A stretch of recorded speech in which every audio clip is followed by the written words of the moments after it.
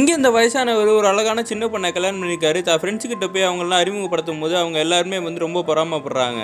இந்த பெரியவர் ஃப்ரெண்ட்ஸு கூட சேர்ந்து போக்கர் கேம் ஆடிட்டு இருக்காரு. பெட் கட்டி அவர் வீடு காரு எல்லாத்தையுமே ஒன்னொன்னா தோத்துக்கிட்டே வராரு. கடைசியாக தான் ஒய்ஃபை கூப்பிட்டு அந்த பொண்ணை பெட் கட்டி விளையாடுறாரு. எல்லாருமே வெளியே போயிடுறாங்க. ஒருத்த மட்டும் விளையாடுறான். கடைசியில் இவர் ஜெயிச்சிடுறாரு. இந்த பொண்ணு தான் அவருக்கு லக்கி சாமா இருக்கா. அதுக்கப்புறம் அந்த பெரியவரும் அந்த பொண்ணு அவங்க பண்ண வீட்டில் போய் செலிப்ரேட் பண்ணிட்டு இருக்காங்க. தோத்து போனோம் எப்படியாவது இவங்களை பழி வாங்கணும்னு சொல்லி பிளான் போட்டுக்கிட்டு இருக்கான்.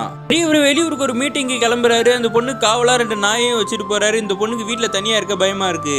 அன்னைக்கு நைட்டு அவங்க வீட்டில் கரண்ட் போயிடுது. ஒருத்தன் வரா, நீ யாருன்னு கேட்கும் போது நான் போலீஸ்காரன் சொல்லி ஐடி கார்டெலாம் கட்டுறான். மழை பெய்யுது, கொடை வேணும்னு கேட்டவொடனே இந்த பொண்ணு எடுக்க போறா. அந்த டைம்ல இவன் ஆள் காணாம போயிடுறான். நான் வீட்டுக்குள்ளேயே தான் இருக்கான். இந்த பொண்ணு பண்றது எல்லாத்தையுமே ஒளிஞ்சு நின்று பார்த்துக்கிட்டு இருக்கான். ஒரு டைம் இந்த பொண்ணு இவனை பார்த்துடுறா. நீங்க இன்னும் போலியான்னு கேட்கும் போது உங்க வீடை ரைட் பண்றதுக்கு தான் வந்தேன். உங்க வீட்டுக்கார் கேம்பிளிங் பண்ணி தானே சொத்தெல்லாம் சேர்த்து வச்சிருக்காருன்னும் போது நீங்க இப்போ போங்க, அவர் நாளைக்கு தான் வருவாருன்னு இந்த பொண்ணு சொல்றா.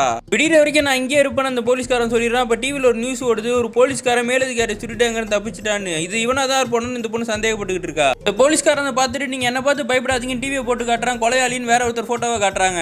அந்த பொண்ணு போலீஸ்காரங்கிட்ட அவளோட கதையை சொல்றா. அவங்க அப்பா இந்த வீட்டு ஓனர்கிட்ட நிறைய கடன் வாங்கியிருப்பாரு. கடன் திருப்பி கொடுக்க முடியல இந்த பொண்ணு இந்த வயசானவர் கல்யாணம் பண்ணி வச்சிருப்பாரு. கல்யாணத்துக்கு அப்புறம் அந்த வயசானவனும் அந்த பொண்ணுகிட்ட நிறைய காசு கொடுத்து இந்த வீட்டை விட்டு ஓடிடுன்னு சொல்லி அவங்க வீட்டில் இருக்க நாயெல்லாம் ஏவி விட்டு இந்த பொண்ணை ரொம்ப குடும்பப்படுத்திருப்பாரு.